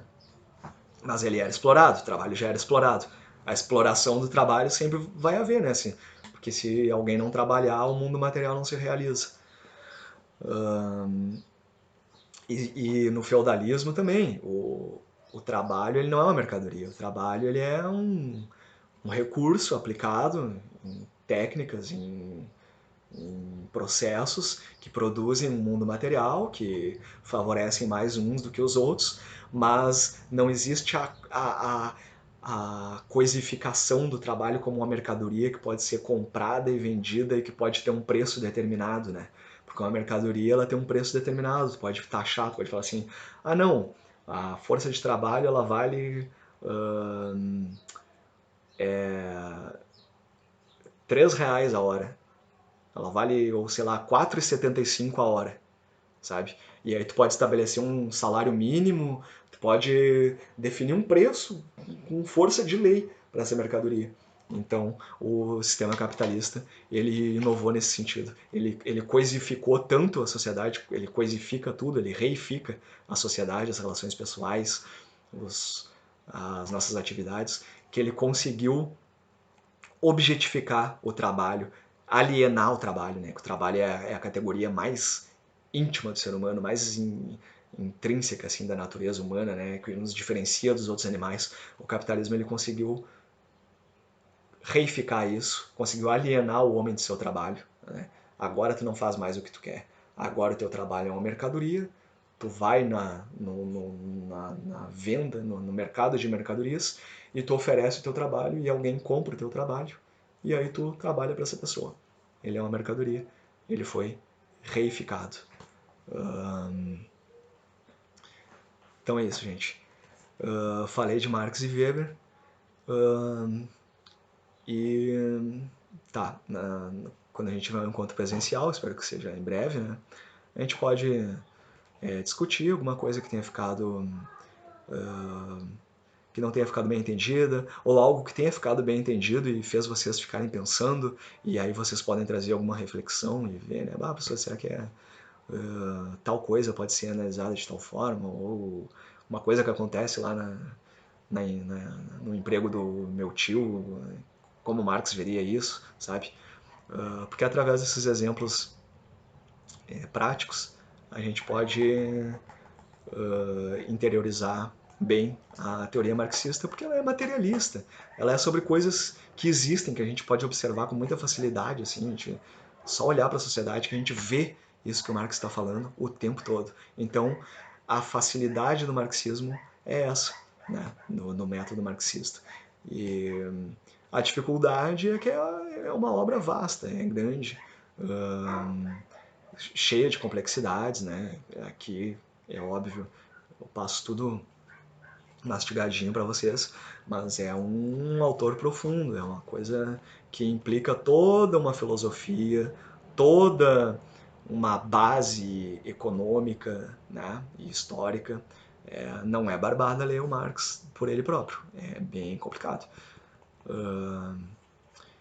Enfim, gente, é isso. Como eu disse, vou deixar os slides lá e ainda tem uma hora de aula aí para eu gravar para vocês. Aí eu vou fazendo um segundo momento e fico à disposição para qualquer retorno aí, qualquer comentário, tá bom? Até breve.